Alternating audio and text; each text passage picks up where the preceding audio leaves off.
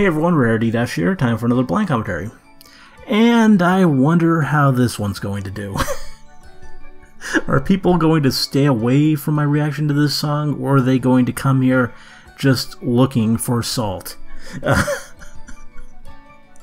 This is another RWBY Volume 4 soundtrack song. This time it's the full version of like Morning Follows Night. And if you don't know, that's the Blake Sun duet from Chapter 3 of Volume 4. And if you also didn't know, I'm not really a fan of the whole Black Sun ship. And I've also kind of said some things about Sun's character overall, kind of criticized it a bit. And I stand by that. I mean, I don't hate the guy. People tend to misconstrue that. I don't really hate him. I don't wish he was dead or anything. I just think he's kind of not really interesting. He's kind of a designated love interest who doesn't really have much tethering him to the story other than his interest in Blake. And that's not really great writing. And also Bumblebee. But, yeah. As for this song, honestly, I was never that impressed with it, which I'm guessing you're all rolling your eyes and saying that's just because it's a Black Sun song. But no, just by the sound of it, it's not really something that stands out to me. Jeff Williams' music usually really pops and really just stands out great against the episodes. But this one kind of blended in to the scene that it appears in, to the point where I don't even know if I was fully, like, if it had fully registered in my mind that there was a vocal track in that episode for, like, months after the first time I saw it, even after seeing it again and again. I didn't even really become aware of this song, just, like, actively aware of it until people started using the fact that there are two Black Sun songs on the soundtrack as a defense for the ship and why it's going to happen or whatever, which is still pretty silly to me, because the other one, the one on the Volume 3 soundtrack, well, for one thing, it has very little to do with RWBY. It's kind of just not really anything to do with RWBY. There's nothing to really tie it to RWBY. Sun doesn't even act like that, really. He doesn't really think little of himself and just give the impression that he feels he's not good enough for Blake. And yeah, this one, from what we heard of it at least, isn't really that romantic. I mean, it's maybe if you really want to look at the subtext, which I guess you do, there's something there, especially on Sun's part, but I don't know, there's nothing really that screams passionate romance here. There's no the thought of your kiss fills my soul with bliss, or whatever it was. There's nothing like that here for sure, which kind of fits since this is really a battle song. It appears in the fight with this big dragon grim, and it's not really for a romantic scene. But yeah, what we heard of it didn't really impress me, and it's Black Sun, so I don't know. But the full version, I might like it more. I really might, because I'll be hearing it, well, I'm not distracted by the fight scene, and I'll be hearing it at a, well, it's not being drowned out by the fight scene either, and, yeah, there'll be other parts to it, and the singing will stand out more, so this could be a lot better, and hopefully it is, because I want to enjoy it. I want to listen to it again and again, like the other songs that pretty much all the other songs in RWBY. I listen even to the other Sun one, or what people consider to be the Sun song. I listen to that one too. I like all the music, so I'm hoping I like this one too. I don't want a song that I don't like. So let's just get this started and see how it goes. Okay, and here we go.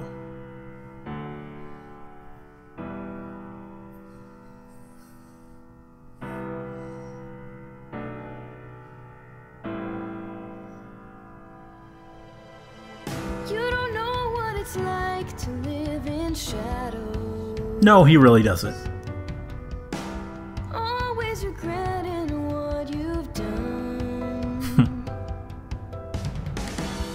Spending time counting every little mistake, knowing it's always easier to wait. Aw, Blake. You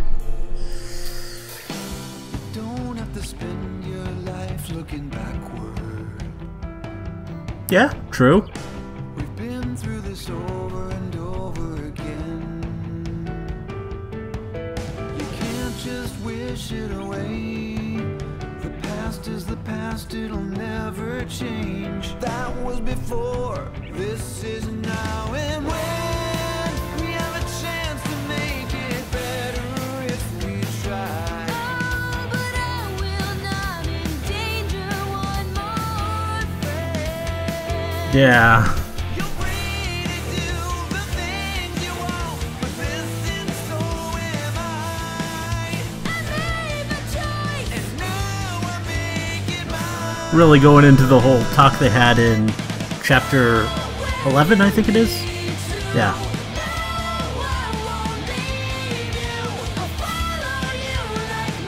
And this is the only part I remember from the episode.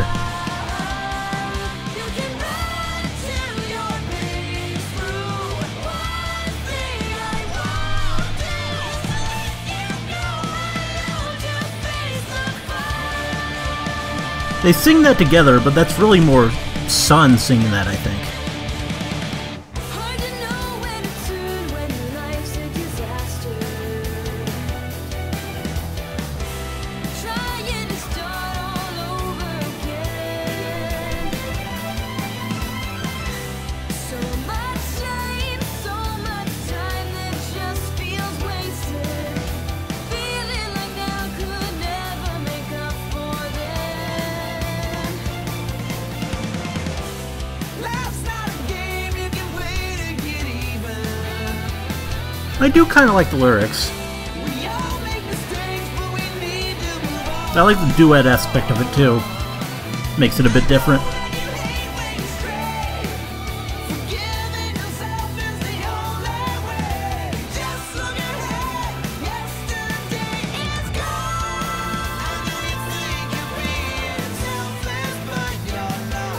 I refuse to risk another's pain again. Got a direct quote in there from the talk they had. When you shut me out, take off on your own. No matter what, you'll never walk alone.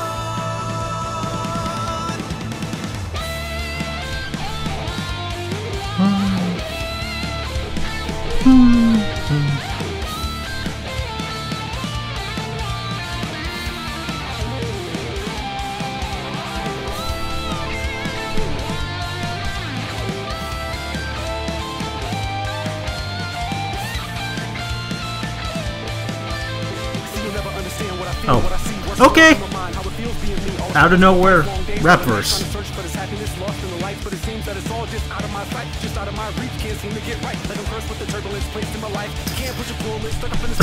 Kind of hard to decipher this. I'll have to actually listen to this a few times. I like the speed though. Probably my favorite Lamar Hall verse they've had on a song ever, really, for RWBY.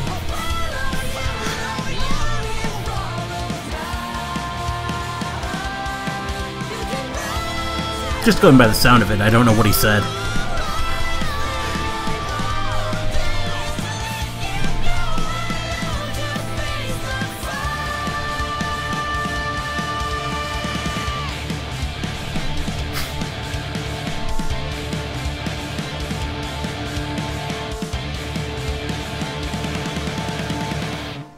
Okay. So, yeah. I actually did like that. I liked this song a lot more. The chorus is a bit boring to me, but I like the verses. I like the whole duet angle of it. And, yeah, the rap verse really caught me off guard. And I did re-listen to it and took it all in. And it's more stuff from Sun's perspective.